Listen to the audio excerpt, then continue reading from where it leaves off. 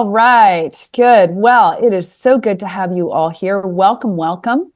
This is our March webinar. Today we are talking about funder insights.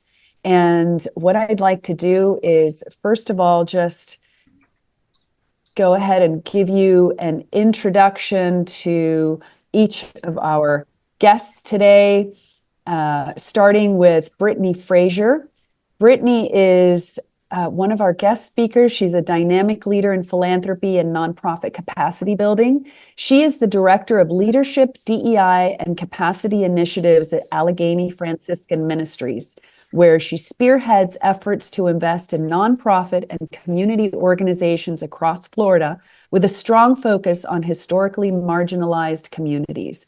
She brings deep experience in grant making, nonprofit leadership, and diversity, equity, and inclusion, having worked with organizations such as Robert Wood Johnson Foundation, the City of St. Petersburg, and AmeriCorps.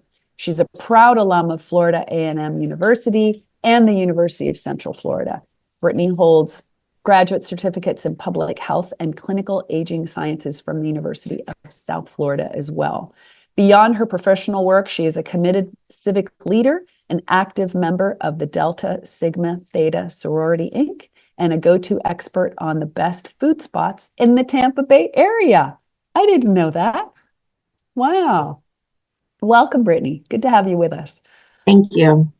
All right. And then we have Daniel Alberttis with us. Many of you know Danny. He's here today truly in a funder capacity. He's a multifaceted entrepreneur and executive with over 25 years of experience in philanthropy, corporate banking, and strategic leadership. As the CEO of Quantic Impact, which is a public benefit corporation, Danny has developed innovative frameworks that leverage AI, technology, and cross-sector collaboration to amplify social good on a global scale. Throughout his career, Daniel has mentored and advised hundreds of social impact organizations and startups, helping them refine strategies, scale operations, and maximize their impact. He also served as a trustee for the Quantum Foundation for over 10 years. That is a healthcare conversion foundation in Palm Beach County. While he was there, he helped shape the mission of the organization and expand its philanthropic outreach. Additionally, he is an adjunct professor of social impact and entrepreneurship at the College of Business at Lynn University. So welcome, Danny. Good to have you with us. So happy to have you both here to talk about funder insights, especially right now. This is such a precarious time, it seems like, when it comes to the funding landscape. So before I go into the actual questions that are going to guide our conversation today, Brittney, did you have anything that you wanted to share with us as we get started? Anything that you'd like to say to set the tone for today? Sure. First and foremost, good morning, everyone. It is such a pleasure to see you all. I'm really excited to be here today and to amplify the work that Allegheny Franciscan Ministries and what we're doing, and to just encourage you to continue to go forward. We, in terms of philanthropy, we are here to support you and help you close the gaps and address the gaps. But I just want to commend you for all of the hard work that you're doing in community. Thank you. Thank you so much. I know that Allegheny is a real champion in the community for the work that's being done. Danny, good morning. Good morning, lovely people. How are you? Wonderful. I will just echo what Brittney said, which is gratitude. I think anyone coming from the funder space, the foundation space, the doer space is going through some kind of turmoil or uncertainty right now. And so I wake up every morning with gratitude and wish gratitude upon everyone else, because I really do believe that it comes down to mindset. It does come down to this aspect of resiliency and hope in many ways. And so all of that begins with gratitude. So thank you for having me, and thank you for all the work you're all doing in your respective communities. Thank you, Danny. Thank you so much. Yeah, you're right. Sometimes we have to keep that front and center, don't we? Because it can get disheartening and it can get exhausting. And the noise out there a little overwhelming. So Danny, let's start with you.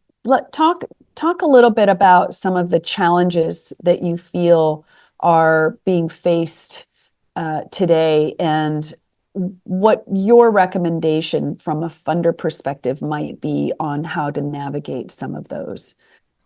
I think the number one thing I'm hearing over and over again is just uncertainty, right? It's the ups and downs, the changes. We're going this way, we're going that way, but more importantly, in some capacity, it's the unknown of how much funding will be cut, because it will be cut from the government side of things.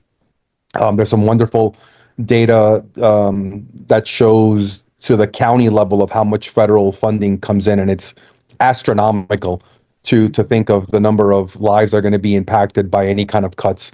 And then what will philanthropy do? And I spend most of my time talking to foundations and philanthropists, and in many ways, there's a wait and see kind of aspect of how big is the hole going to be? Where are we going to have to kind of kick in? But I think that aspect of just infinite ignorance, as I call it, is you just don't know what you don't know. And that's really scary, and what ways it's going to come through. And then what other problems will be created from this, because it's not just a lack of funding, but it's a lack of funding exacerbated by a real possible recession or a housing situation, which can cause all these issues. And so now you have this double whammy of having more community needs being needed and less money to be able to do it. And that can really get to the point of, the straw that breaks that camel's proverbial back. Mm-hmm. And so that's what I hear a lot right now. It's we don't know what we don't know, but we got to keep going because we have to. Yeah, absolutely. Thank you, Danny. Brittney, what would you like to add to that? Yes, thank you, Danny, for adding that. I do agree with you in terms of funding. I had a conversation yesterday with one of our partners at the Nonprofit Executive Alliance, and she was sharing with me that a lot of her members are not even aware of where their funding is coming from. They assume that because they're receiving city grant dollars, that they didn't know that it trickled down from the federal government. So she said that 40% of her members had no clue. They're just very oblivious to where the funding is coming from. So folks are trying to learn new strategies on how to diversify funding. The old model in which a lot of nonprofits adopted is no longer working for us. So we have to get creative and find ways to diversify funding. Another thing that I'm hearing, and even prior to the current administration, is our leaders, our nonprofit leaders, are burnt out. They're tired, they're stressed, they're overwhelmed because of personal life experiences, because of family, because of health issues. So Allegheny Franciscan Ministries, we are stepping up to address that issue. We want to honor humans beyond just being nonprofit executive leaders. You guys play so many different roles, right? Your moms, your wives, your community leaders, and we want you to continue to do the work that you're doing. You're needed. So we are trying to close that gap by providing resources and investments to ensure that nonprofit leaders can not only sustain and lead, but also equip the upcoming generation to step into these roles as well. Mm-hmm. Absolutely. Absolutely. All righty. Thank you so much. So if we pull back a little bit and we think about maybe not so much the immediate impact that we've seen over the past few months, but just general trends over the next 3 to 5 years. Do you have any thoughts, Brittney, on what some of the trends are that nonprofits should be paying attention to, that they should be looking at, that should be on their radar, things that maybe, instead of focusing perhaps exclusively on one slice of what they're working on, what could the ecosystem be that they should be sort of viewing as opposed to just being very myopic in their lens? Any thoughts on that? Yeah, really good question. So at the FPN Summit 2 years ago, there was a really great conversation that was facilitated by Given Tuesday, and they were sharing data around volunteerism and how that landscape is changing. And one of the things that was very enlightening to me to hear was that how each generation volunteer and give their resources, whether it's money or time. And according to the research, the boomers, they typically would give by way of financial contribution. But millennials, Gen Z, and the upcoming generation Alpha, they don't have the funds to donate as our previous generation. One of the studies highlighted that they may be able to give $10 a month versus writing a $100,000 check. So encouraging nonprofits to, again, adjust and be aware of the new trends. Would you rather a consistent contributor, or would you rather a big check? So that is one way to possibly shift our mindset. In addition, millennials and Gen Z, they also are really strong advocates, right? They can advocate for you on social media. So I say all of that to say is that there are new trends that are happening. And I think, again, the nonprofit landscape, we're just so used to doing things the way that it was done 20, 30, 40 years ago. But in order for us to not only keep our doors open, but to thrive, we have to be open-minded and willing to try new things. Mm-hmm. Absolutely. Absolutely. Danny, do you have some thoughts on that? Yeah, I'm always going to come from the technology side and the AI side, kind of first on this. And so I'll share a little bit of the stuff that I'm kind of working on with some of the kind of larger foundations right now, which is getting to a point where we can actually have a really deeper understanding of impact and impact measurement across different communities and different landscapes. And if you ask, anybody that's applied for a grant or received a grant and had to report back, every funder has kind of their own unique, aspect of what they're trying to get back. And there's orgs like, Candid and some of the bigger ones that are trying to collect data and kind of make it uniform. But I see the big shift that will eventually happen is going to be into a place where funders will be able to allocate grants, kind of like what Bezos is doing and Mackenzie Scott and all that. And just so they've done their research, they really have the data, they have the analytics, they have the deep down information, and are actually being much more proactive than the reactive approach to what it is. And I'm seeing a lot of money being invested by major funders into trying to understand what that framework looks like.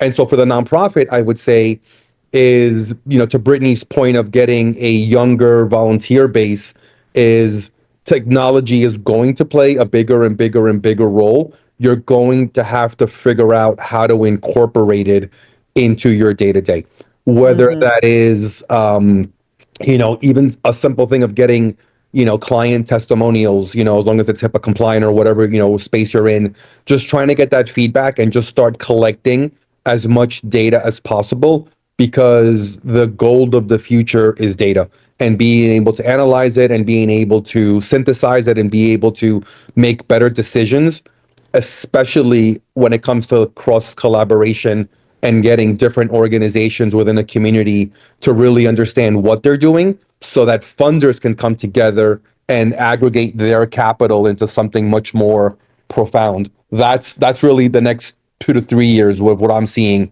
at least in the major investments on the AI focused philanthropy space right now.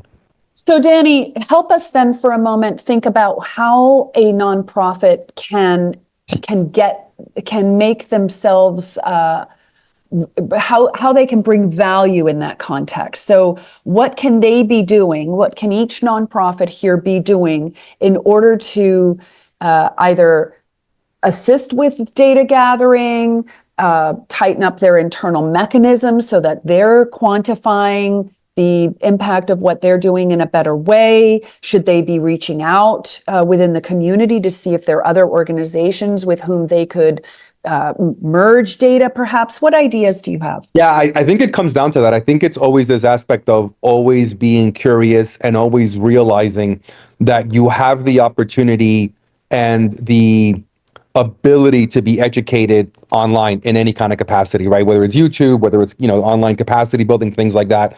But I think the most important thing is going to be things like this. It's communication, it's talking to other people, and it's in a certain manner, I don't want to say holding funders accountable, but really sitting down and asking the funders, those with the money, those with the ability, what is the plan for the next 5 years, considering AI has the ability to, one, revolutionize the way we do work, but at the same time, probably displace some jobs, which will cause some hurt and headache within the community as well, right? And so it's kind of like this catch-22 in a way, where it's like there will be chaos, there will be a little bit, of job displacement. What role will that impact nonprofits? I think it always just comes down to, you have to communicate at the very, low level, simple level. It's something as easy as a chat GPT, or just asking the questions to your board. What is our 5-year plan according to this? And if you don't have someone on your board or a volunteer that has very minimal AI experience, then make the call for volunteers, put it on LinkedIn. This is not the time to sit back and wait for it to come to you.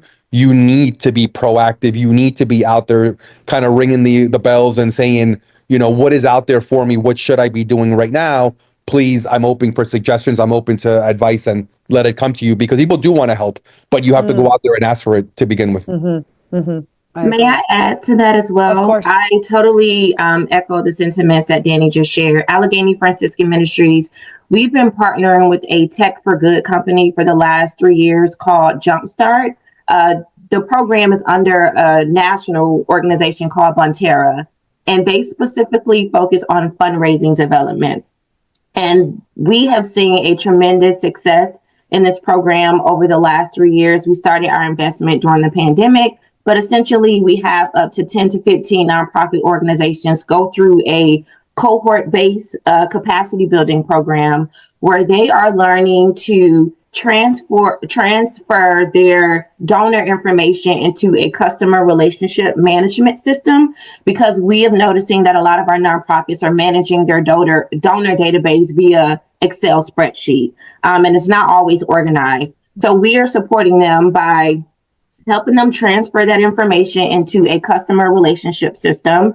And then they have access to a fundraiser coach that they work with for a year. And they're learning the different strategies on how to build their fundraising arm, if you will. So they are learning how to do fundraising campaigns, which has been really helpful for a lot of our partners. Again, they're organizing their donor database, learning how to communicate with their donors, not only when they need them, but just in the interim, to check in, to say hello, to give them updates. That is really helpful. Oftentimes, we only reach out to our donors when we are needing something, but they would love to just hear from you, whether you're sending them a quarterly newsletter or just saying happy holidays. Those things really matter to the donors. And on average, we have seen an increase of $500,000 raised by our cohorts each year just by being a part of this program. So I do encourage you guys to look into Jumpstart. Again, it's by Bonterra, and I will include that information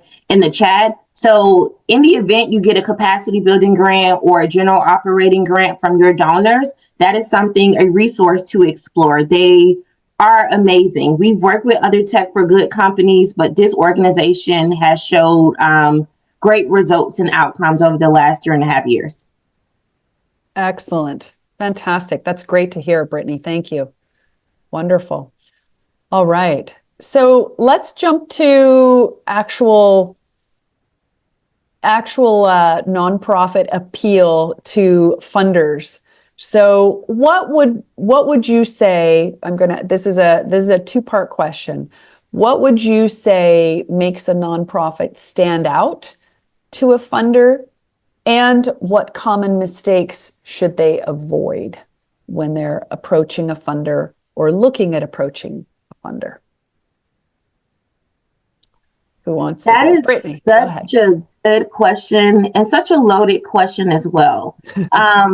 One, as you guys already know, every foundation is different. So what works for one foundation does not work for the next foundation.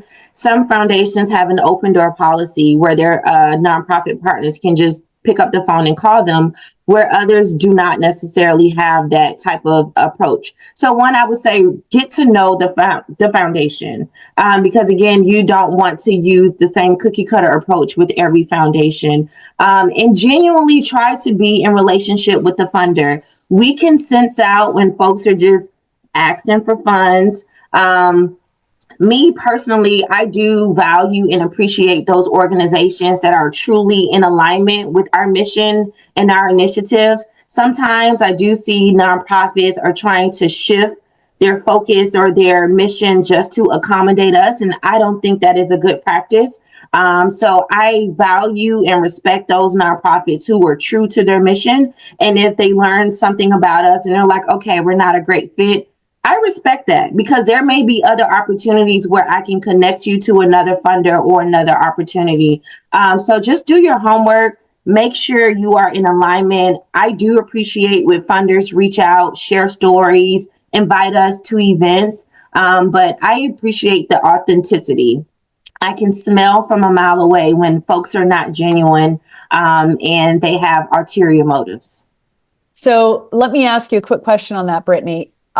When you're thinking of a nonprofit that is absolutely outstanding, let's say someone, even over the course of the last few years, that comes to mind, what would be one or two things that an outstanding nonprofit has done that has just blown you away as a funder, where you look at them and you say, wow, I just wish everyone would do this? What's one or two things? That is funny, because there is not one nonprofit that comes to mind, to be very honest, because most of our nonprofit partners are amazing, to be very honest. And the way in which we fund, so we do a lot of general operating and capacity building. So it's not necessarily focused on programmatic. I think if we funded organizations for programmatic support, it may be easier for me to identify that organization. But because we're just doing general operating, it is really hard to have those amazing organizations to remember. But Allegheny Franciscan Ministries, we love all of our nonprofit partners. We believe in what they're doing. We would not be here if it was not for our partners. So I think, again, just being honest, making sure that you are addressing the gaps, you're doing your research to make sure you're not duplicating efforts. We appreciate nonprofits that are solution oriented, that they're actually closing the gaps in community. We know that is hard to do. But again, me personally, and every staff member at my organization may have something that they appreciate more than the other, but I appreciate authenticity. Absolutely. Danny, share with us what you think. I think it's good to know and maybe just dissect a little bit to understand that foundations are nonprofits as well, right? And so just like your organization has executive staff and it has a board of directors and it has a mission and a vision, so do foundations, right? And so, I come from the trustee, the foundation board member aspect of it, working really closely with staff and what we did. But at the end of the day, back to Brittney's point of being authentic, if you do your homework and really understand the mission and the goals, both of the program team, the executive team, and the board, which is going to be, eradicating whatever problem they're kind of focused on doing. And if you can come in with a plan or a solution to make the foundation also look good, because you did something amazing, you got in the news yourselves, you amplified some kind of a program.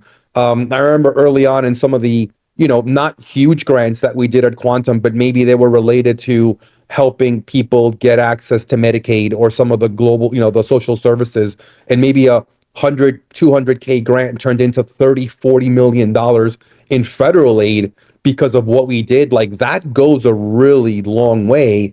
And everyone looking at the ROI, right, and kind of coming back and being like, that was a fantastic grant, let's do it again, right?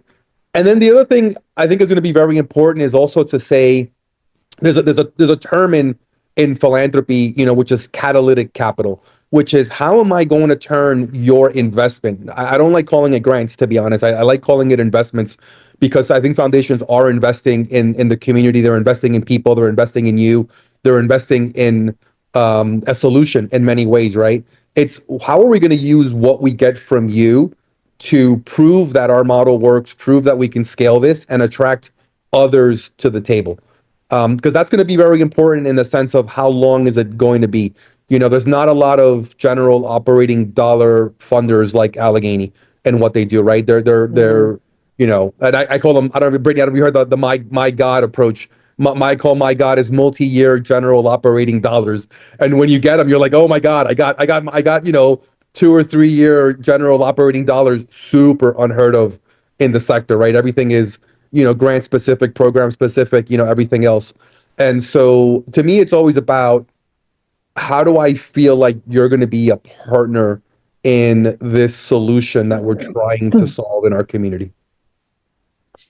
Danny, that leads me to another question that we have, which is this challenge that nonprofit leaders face of moving away from a scarcity mindset to a more long-term sustainability mindset. Yeah. And it is hard to think that way and project that when you're really in survival mode and you're just thinking, how am I going to bring in the dollars just to be able to deliver the programs this year, never mind next year? And then on top of it, how am I going to be thinking big enough as far as what is the massive impact that I'm hoping to have? What is our theory of change?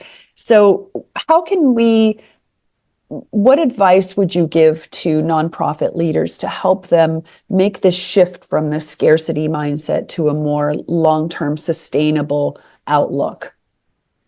I'm going to touch on a point that Brittney made earlier, which kind of relates to burnout and the social, emotional aspect of things, because I think it comes down to, the old saying of hope for the best, but prepare for the worst in many ways, right? And it comes down to belief, and it comes down to, I believe that it's who you surround yourself with that gives you the best opportunity to kind of get ahead, right? So, are you going to attract a board if you're always worried about the sky falling, or everyone knows the problems that are out there, and board members that are going to be volunteers, high quality volunteers, high quality donors, want to be associated with an individual that shows their resiliency, shows their courage, can very eloquently, speak to, yeah, there are huge problems, yeah, there's huge risks, but, together we will accomplish more. And so I really do feel like it comes down to who you're surrounding yourself with. Because in my experience, and Brittney may, chime in on this, but the organizations that have been the most successful are obviously the ones with the better and stronger teams. And the question is, how did they build that? How do they build the value system? How do they build the vulnerability? How do they build their cohesiveness to, row together and, keep their heads, high when the tide came in and things got a little bit overwhelming? Mm-hmm. Yeah, Danny, I agree. I do want to acknowledge that I understand why there's a scarcity mindset in the nonprofit space. The model, it is just so hard to really be sustainable in the nonprofit sector. So I do want to acknowledge that, like, it's not a personal thing. It is the model nationwide that this nonprofit sector model is just not designed to thrive. Maybe sustainability, but it's just not designed to thrive. So when I often hear other funders asking, how do you diversify your funding? Who else you're getting funding from? It's the reality that nonprofits have to rely on grants. Yes, we try to encourage you to diversify your funding, but again, the model wasn't designed to be as glorious as other folks make it seem. But I agree with Danny. Investing in your staff, in your board, can help you shift that mindset. And then the caveat to that is, like, where are you getting the funds to invest in your staff and your board, right? But if you have the opportunity to invest in professional development opportunities, as Danny mentioned, sending folks to learn about AI, whether it's a conference or on YouTube, professional development. Sometimes our staff members have their own professional goals that's not necessarily in alignment with the organization, but can help the organization some way, somehow. But really making sure you invest in staff, making sure you have the right folks on your board. As Danny mentioned, the way the world is going, technology is going to be king, and we have to have folks who are well-versed on our board around technology. At Allegheny Franciscan Ministries, we are encouraging our partners to cultivate a culture of wellness, right? When our staff are tired, when they're burnt out, they leave. There's resentment that builds. So if there's a way that you can cultivate a culture of wellness at your organization, that will be helpful. Having champions on your board who believe in cultivating a culture of wellness is also helpful as well. Because can I add something really quick, which Yes, I of go back course. to this aspect of gratitude and scarcity, and I think you'll relate to this because you and I have a lot of clients in Latin America, and I spend a lot of time in Latin America where there is no philanthropic sector, there is no major foundations, there is no donor advice funds, there is no even tax benefits for giving. And you talk about scarcity, you talk about huge problems and nonprofits just trying to do whatever they can to survive. I mean, I hate to say it, but the money is in America. There is a lot of money in philanthropy and foundations and DAFs and corporations. It's just a disconnect between telling your story to the point that makes it attractive enough to bring that model in. And so the scarcity model is not the same of being in a desert of philanthropy like the rest of the world. I go the global south, we'll call it, between Africa and LATAM. It's more about the scarcity of you being able to tell your story and your narrative in a place that brings value to those that are looking to eradicate their problem with their money. So I just want to kind of highlight that, right? It's not like the money doesn't exist like it does in Latin America or Africa. The money exists. It's just that you haven't made that connection to be able to transfer the trust that allows them to fund you and the work that you're doing to put that through there. So it's a mindset issue as well. And I think that's very important when you find gratitude and you look at everyone else and be like, go speak to someone in Latin America and figure out how do they do it. Yeah, Danny, to add, and we can move on. I think everyone should be a storyteller at the organization, from the CEO to the assistant to the program managers. Everyone should be able to tell the story of the organization, your high impact, everything. So, for example, if your CEO can go to a conference, they should feel comfortable enough to invite someone else on the staff team to tell the story. And that's a part of capacity building, making sure everyone knows the story, they feel and resonate with the values of the organization. That's everyone's job, not just the leadership. 100%. I was just going to touch on storytelling, Brittney. That's absolutely right. So, Brittney, you mentioned wellness, and from the recent talk you gave at FPN in Orlando a couple of weeks ago, how blown away I was by the philosophy that Allegheny Franciscan Ministries has in their approach to taking care of the leaders out there in the social sector. And I'd love for you to touch on some of the initiatives that Allegheny has adopted, because if anyone here has any access to a foundation or is ever in communication with a foundation, or if a foundation ever says, well, what else could we do to support you besides grant making? This way you have some ideas of things that could be ways that you could be supported, but other nonprofit leaders could be supported. I was really blown away by these, Brittney. I'd love for you to share a few of them. Absolutely. So first and foremost, Allegheny Franciscan Ministries were founded by the Franciscan Sisters of Allegheny. So majority of the work that we do, the amazing work we do, is because of our sisters. They believe in the work that we do. And they continue to advocate for us to do this work.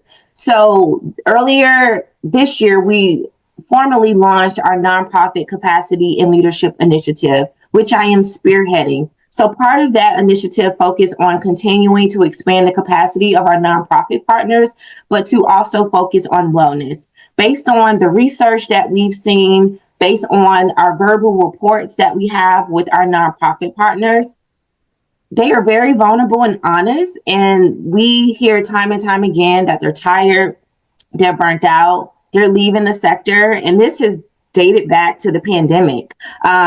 They're tired, they're burnt out, they're leaving the sector. There's no one to do the succession planning with, to step up and take their roles. Very transparently, folks are dying due to stress levels, not tending to their health needs. There's just so much going on. Folks are caretakers. Again, there's just so many roles that we're playing, working in the sector, and we're neglecting our own health. So we want to step up and do something about that. So through our initiative, one of the first things that we're doing is hosting wellness lunch and learn sessions. So they are virtual sessions that is open to our grant partners to learn about different wellness topics. So in the month of January, we hosted one around burnout and what that looks like and shows up from an anatomy and physiology standpoint. At the end of this month, we will be hosting our second webinar focusing on how to navigate grief. Many of our nonprofit partners are dealing with grief, and grief looks different to everyone, and there's different types of grief. So we're going to have a mental health therapist come and talk about how to navigate grief and continue to be resilient as we work in this space during this very uncertain time. We are in the process, I'm really excited to share, of designing a sabbatical program for our nonprofit leaders. This program will be a 3-month respite opportunity for nonprofit executive leaders to rest. We will support the leaders to explore new hobbies, rest, tend to their medical needs, spend time with their families. We're really excited about that. And I also want to share that we may be the first in the state of Florida to offer this, but we're not the only foundation to offer sabbatical programs. There are many funders throughout the nation, a lot on the west coast of California, some on the east side of California. There are some in the south in Tennessee that are offering sabbatical programs. So this is not a new concept for the nonprofit sector. And sabbaticals have always been around primarily in the for-profit sector. But for example, there's a funder in Salem, Winston-Salem in North Carolina, that has been offering sabbaticals since 1998 to their nonprofit executive leaders. So again, we're not the first, but we want this to be a ripple effect. We want other funders to join us along this journey as we continue to design and cultivate a culture of wellness. We are in the process of developing a community of practice with other funders so that we can learn together and exchange ideas. So again, that we're not the only one that's doing this work. And last but not least, I'll share with you, we recently launched a wellness grant application. So our wellness grant funds up to $5,000 to nonprofit organizations to focus on wellness for the staff and or the board. So it's not for the community that you serve. It's not for the residents. It's for you to have lunch together, to have dinner, to host your own staff retreat, to tend to your medical needs. A lot of our grant partners are allowing their staff members to use funding for gym memberships, or they're doing discretionary funding where each staff member may get a $5,000 small stipend to use as they see fit. But we are open and responsive to the needs of our grant partners because we acknowledge the work that you do. Again, we would not be here if it wasn't for you. We are a foundation to give you resources. So we just love our partners, and we extend gratitude for all that they do. So that is what we're doing on this side of town.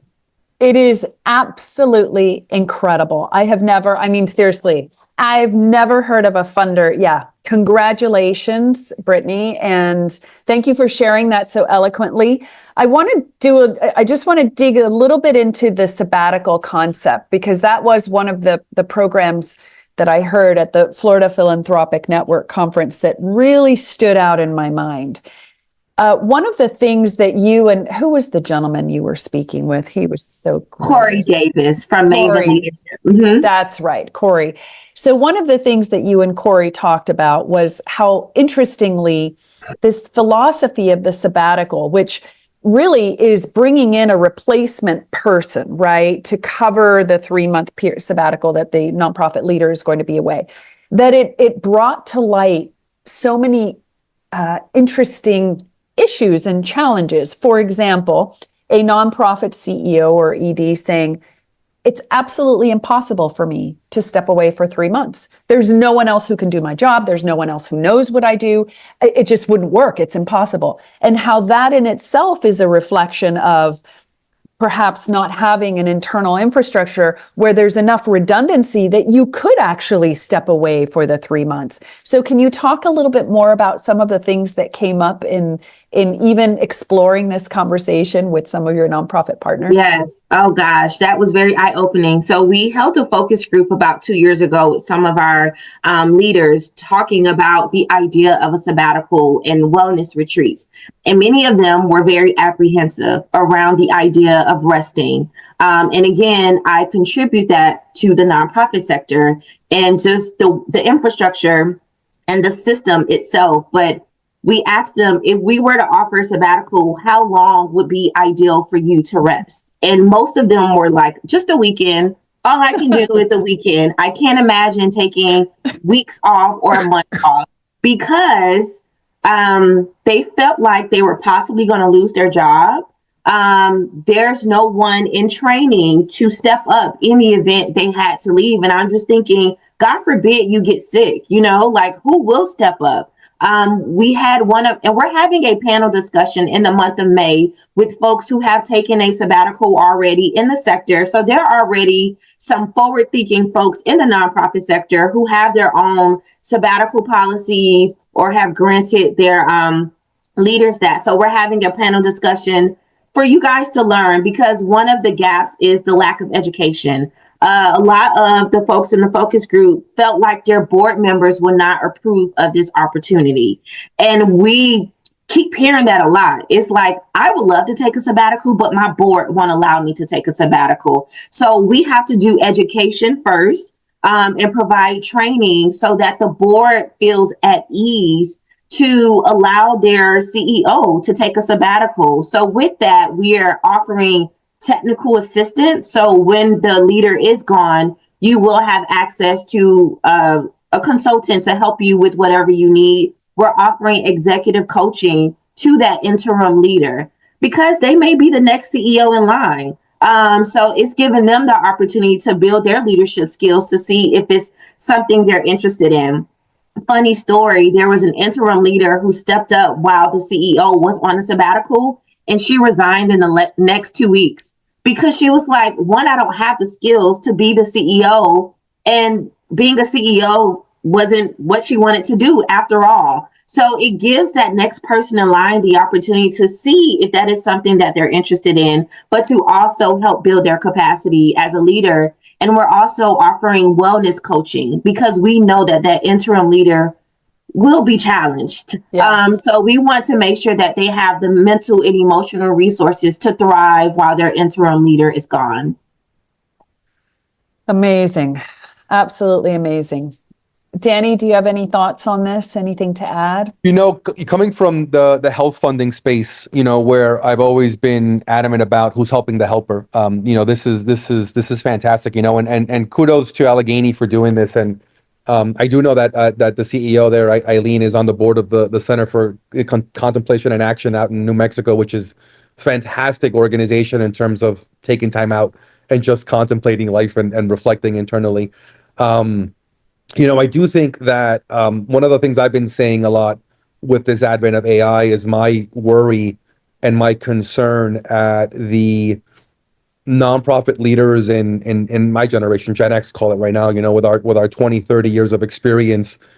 But it's also 20 and 30 years of heartache and burnout and frustration and anger and confusion and all these white hair moments of what the heck is going on in the world, and we can't seem to kind of do better. And I've been hearing a lot from people saying, I don't know how much longer I have. I definitely need people running 10-12 million dollar organizations saying, I've been going full steam for 9, 10, 12 years. I need a break. But like Brittney said, there's no way anybody can handle this.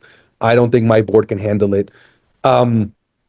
My best piece of advice is, I feel like there's this huge gap, this huge canyon that exists between what I call the layers of the board of the funders in your community, in your region. So don't even think about the staff, think about the board, the ones that make the strategic planning, the decisions, the grant funding.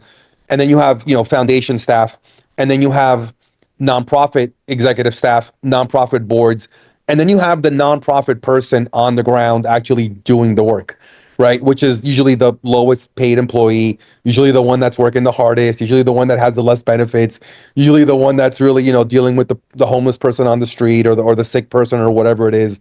And many times that there is no communication within the organization, let alone across organizations, let alone to reach the ears of those at the funders in the board to be able to know what's going on. And ultimately, it just comes down to exhaustion and feeling that you don't have a voice and you don't have an ability to say something because it's not going to be heard. and that's not the case. And so I just want to encourage people that when you have the ability to say something and speak up, and if you need to say, I'm tired, I'm worried, I'm burning out, you have a responsibility to your stakeholders to say that. This is not about who can be the strongest and who can be the toughest and who can be the quietest. This is the one that can actually, stand up and say, I need help. And, if we are to continue operating with this or doing this kind of work, I need to have someone, help me out, give me a break, get me a coach, whatever it's going to take to get there. Because as a professor of the younger generation, right, the Gen Zs that are in college right now, I love them, really bright, but between what they know logically and educationally to get to the place where what we know from from lived experience, that huge gap. If we start dropping like flies or leaving the sector because we're tired and burnt out, I gotta tell you, that next generation, I don't see them having the moxie and the wherewithal to really Yes. lead going forward. And that's highly concerning. And I've been saying this to Yes. funders a lot lately. Take care Yes. of what we have, because once we start going and once we start burning out and once we start being like, you know what? I feel like I might have been on a treadmill for 30 years and I haven't gone anywhere. It's going to affect people. 100%. 100%. I'm Absolutely. seeing that a lot. Yes. Yep. Yep. Couldn't agree more. A lot. All right. Well, let's move to some questions. So if you have questions, put them in the chat for me, and I'll go ahead and ask Brittney and Danny your questions. I have the first one from Sarah. She wanted to follow up on the storytelling aspect and the fact that she's trying to learn to be a better storyteller with funders. So for both of you, what is the most compelling part of the story? Is it the problem? Is it the response time? Is it the adaptability, presumably the organization's adaptability to deal with that problem? Is it the number served? Or is it the 180 potential turnaround in terms of the solution? So what would be the most powerful piece of the storytelling part? I'll go with that. And is that Sarah Crane by any chance? Possibly, probably. Okay, Heck yeah, it is. because Sarah, you're a theater gal. You're an actress yourself, right? And so I would tell you, you have to know your audience. Your story is going to matter on who's listening, right? Is it and what do they want to hear, right? If you're dealing with a highly logical program officer that's a data geek, he's going to want to hear the metrics, right? If you're dealing with a board member that wants to have longer term impact, then it's going to be part of the story of how you're going to eradicate, what you're focused on eradicating. And so I think it really comes down to what Brittney said earlier: is do your homework, know who you're talking to, know who your audience is, and you should have your entire story, but know which chapter of that story you're going to talk about at a certain time. That's perfect, Danny. I totally agree with what you said. And I'm glad you even brought it down to program officer, because learning your foundation is one thing, but learning your program officer is another. Some of my staff team members, some are really detail oriented and others are not. So some appreciate a 2-minute video. Some appreciate our CEO. She loves infographics. She loves data. So unfortunately, you guys may not have the time to do your homework, but you have to, because it may be an amazing story, but because of who you're delivering that to, it just won't resonate. So that's really important. Which is like sales, right? I mean, you're in the sales business in That's many ways, right? And so it's asking the right questions and understanding what the funder wants and who you're talking to. And maybe for me, it's because I've been to so many conferences, right, where you get the little bit of everything. You have the super data focused people that are almost antisocial to the point where they have a hard time looking at your eyes and having a conversation, because that's all they understand is like graphs and charts, to the people that are just fully out there just building relationships and figuring out how to raise dollars and all that. So start with having your story down packed. And if I know Sarah, your story really well. It always depends on the audience and who you're presenting to. Yeah, and ask them what they want. I have partners who will send me a 10-page paper and I tell them I'm not going to read that. So ask them. If you have a great relationship, which you should, build that relationship, nurture the relationship, ask them what they prefer so you're not wasting your time. Great. Okay. So we have a question from Justina. Beyond the funding discussion, how can grantees engage with funders to build long-term partnerships? So what are some of the ways that grantees can build a relationship, engage with funders besides just the traditional reporting structure, sort of very cookie cutter? I think it's going to matter on where you are in the growth of your organization, right? If you're a startup and you're just trying to prove who you are, the conversation is very differently than if you're an established organization doing multi-million dollars that has gotten other, grants before and is now talking to a new funder, right? And so I think it always comes down to kind of where you are. But at the very least, it's if you understand the funder enough to be able to have conversations and figure out the role that you can play in their long-term plans. And I will say this, I've been part of many, grant committee meetings where we're looking at the renewal of the second or third or fourth year of a grant that has been working fantastically and the metrics are great and the numbers are great. And someone will always say, great, but what about us funding something else because we've already funded this for 4 or 5 years?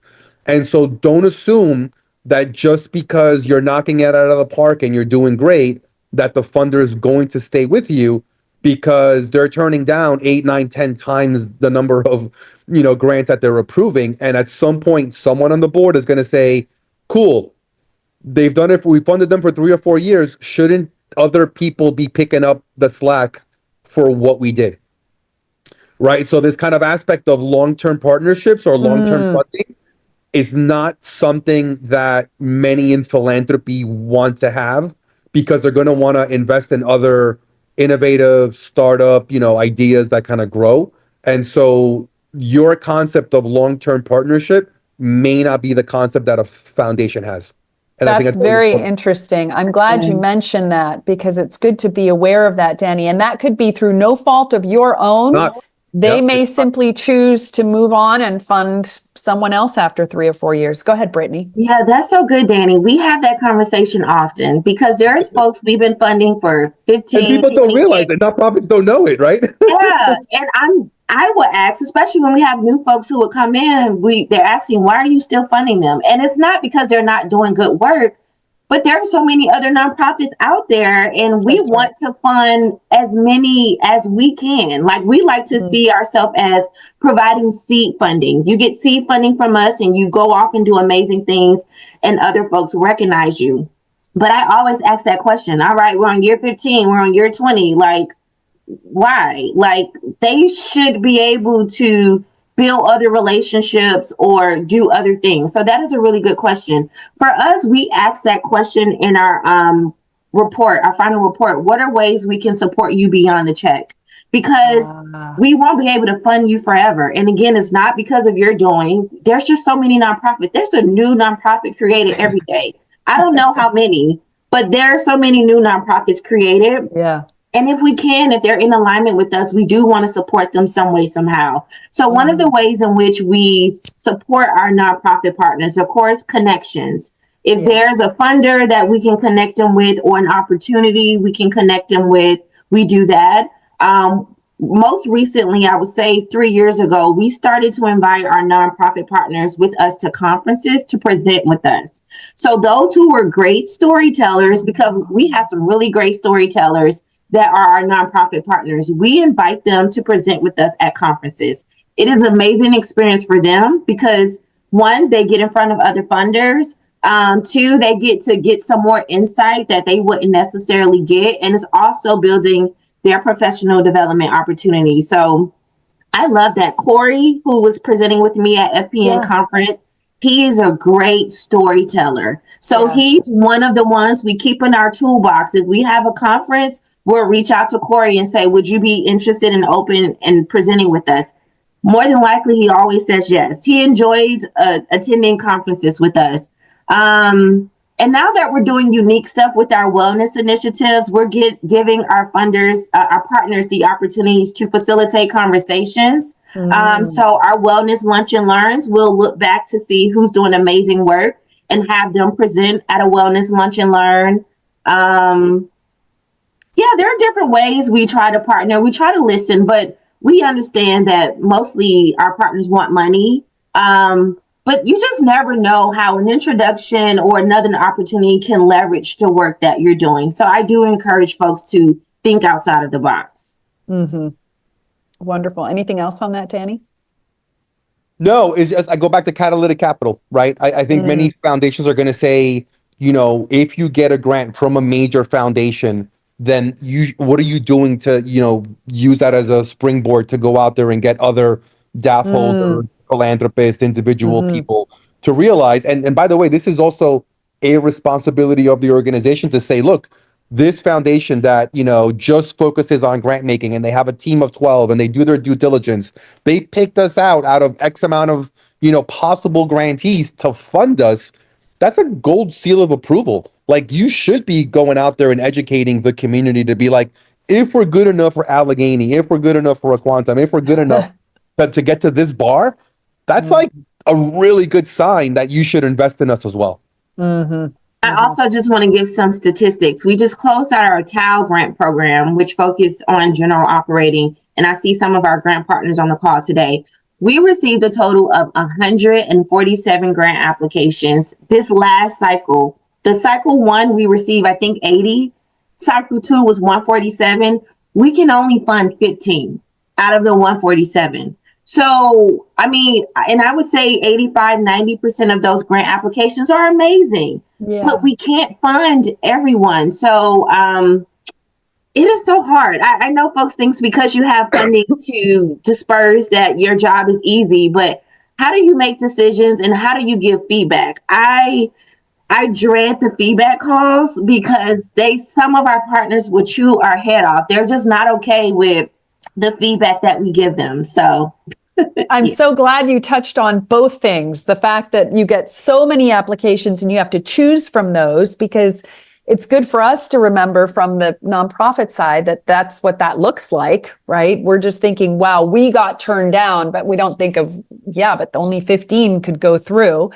And the other thing is the feedback question, because everyone always wants some feedback. Well, if you're going to ask for the feedback, you need to be prepared to accept what the feedback is, right? So that's a good lesson for us as well. Okay, last question. When you're evaluating an organization for funding, which is more important, the impact made by a program or the organization's financial sustainability? Sustainability, hands down. And that always comes down to, you could be doing great work, but if you're not going to be around tomorrow, then did we just lose our money? Did we just fund something that's not going to be able to, do we have to claw it back?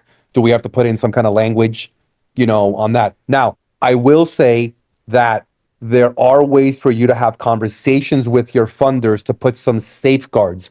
And so I've been able to work with foundations to help them maybe do a 1 or 2 year grant where the money is funded every 3 months based on certain metrics being made.